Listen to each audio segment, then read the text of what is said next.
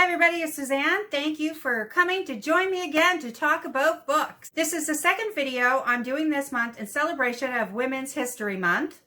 Now, in my last video, I said I was doing 4 videos, but I realized there's 5 Tuesdays in this month. So, we're going to do 5 videos for Women's History Month. And today, as I'm filming this, it's International Women's Day, so this feels perfect. You will see this video the day after, but I say let the celebration continue this month. So if you like this idea, hit like down below. And if you want to see more of these videos in the upcoming weeks, please remember to hit subscribe and hit the little bell below to be notified when I upload new videos. In last week's video, which was the first of these 5 videos, I had a couple more books come in through the library that I had on hold for that time period in history, and they were so great. I wanted to share them with you today. My intention for the second video was move into the so-called second wave of the women's rights movement. And I will do that, but after I share these couple books with you, then we'll move into that time period in women's history. This is A Lady Has the Floor. Belva Lockwood speaks out for women's rights. And this is by Kate Hannigan, and it's illustrated by Allison J.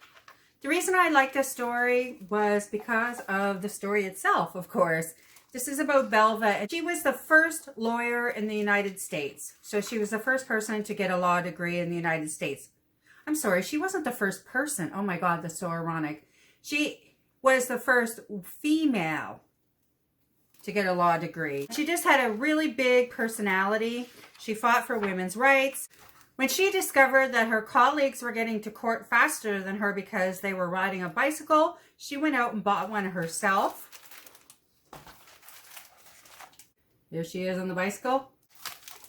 She also was the first woman to have her name on a ballot for the President of the United States. It does say in here that Belva lost patience with her friends Susan B. Anthony and Elizabeth Cady Stanton, because she said if women wanted to vote, that they had to seize the vote. She wanted people to see a female candidate in action, and that is what she did. Of course, she didn't win, but it is amazing that a woman couldn't vote during this time period, but she could run for office. Thought that was kind of funny. And this is Friends for Freedom, the story of Susan B. Anthony and Frederick Douglass. And this really focused on their friendship throughout. And they were friends for 45 years. It's a lovely story. And they helped each other and traveled around and gave speeches together. This is a bronze statue in Rochester of the two of them having tea. And that's where Frederick Douglass lived for 20 years. And so did Susan B. Anthony. She lived there much longer.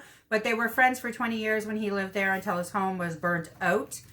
An arsonist caught Frederick Douglass's home on fire, and he moved to Washington, D.C., but they still continue to correspond and to travel and give speeches together.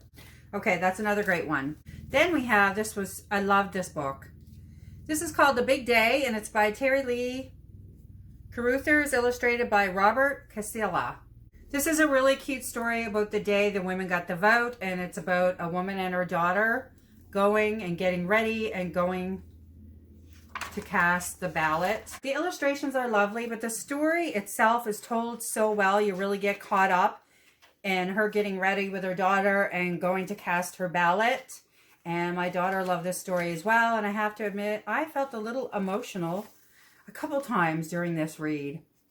It kind of brought the day home, which I really appreciated. The last book from that time period that I'm going to mention is a Canadian book. And this is a chapter book series called The Canadian Flyer Adventures. And this is similar to the Magic Treehouse series. And if you've watched my channel enough, you know I absolutely love that series. But this is particular to Canadian history.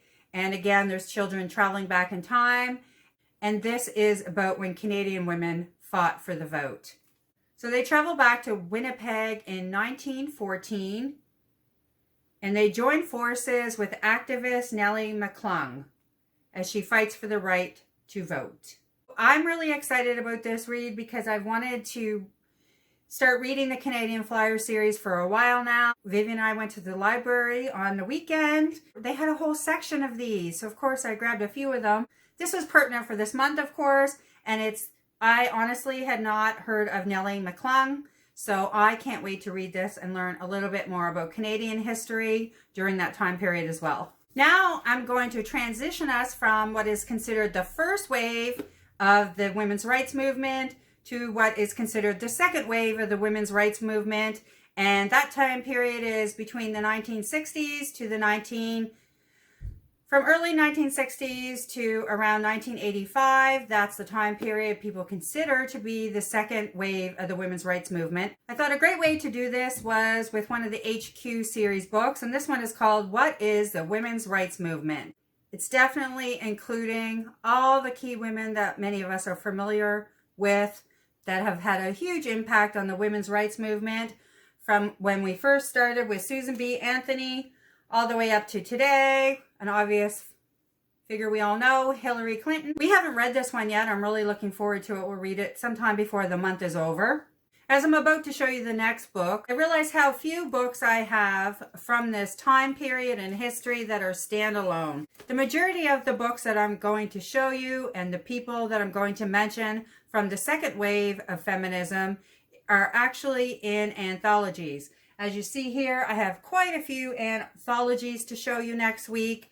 I have quite a few in our home collection, and we received many from the library as well. That'll be a fun video, but that'll be next week. This is the final book that I'm going to show you for that time period, but it is the person whose face is most recognized from this time period. This picture book is all about Gloria Steinem, and this is her life story.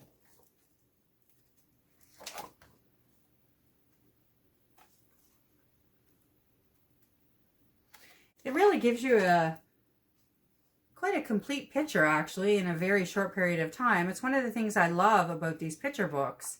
It's almost entertaining, but gives you all the key facts that you need to know, but it contains illustrations instead of a boring point form list. Here is an illustration of Gloria with her friend Dorothy Pittman, who started Ms. Magazine with her. I would love to read a picture book that is about Dorothy Pittman.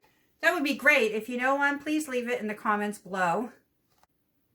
I love this book. It's called I Dissent, Ruth Bader Ginsburg Makes Her Mark. Written by Debbie Levy, and illustrations are by Elizabeth Bedelli. I have to say, I absolutely love this book, and I'll show it to you. I'm sure you'll love the illustrations in this book, and the story behind it and the way they tell it is fantastic. I do want to note that my 7-year-old did not enjoy this book. So I'd be curious to see if she enjoys it a bit more when she gets a little bit older. But I wanted to add that it's certainly a book that I enjoyed, but not my 7-year-old. And if you have an older child that's read this book, I'd love to know if they liked it or didn't like it. Oh, just going to show you.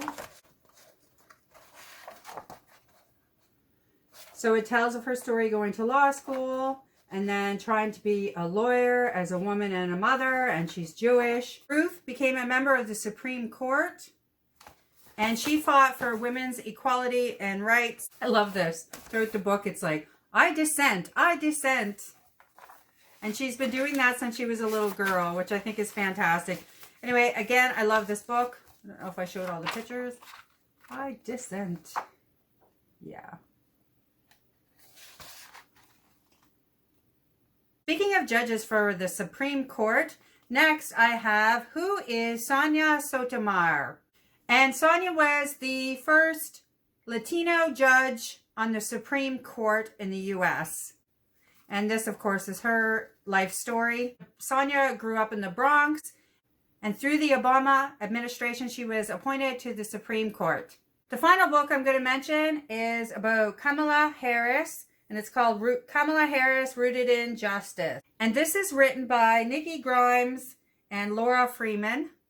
And I will say this is before she became the Vice President of the United States, but it's still worth a read because the illustrations are lovely and it tells you her life story. Yes, this is before, like I said, she became Vice President. This is when she was running for president herself. If your library has a copy, definitely check it out.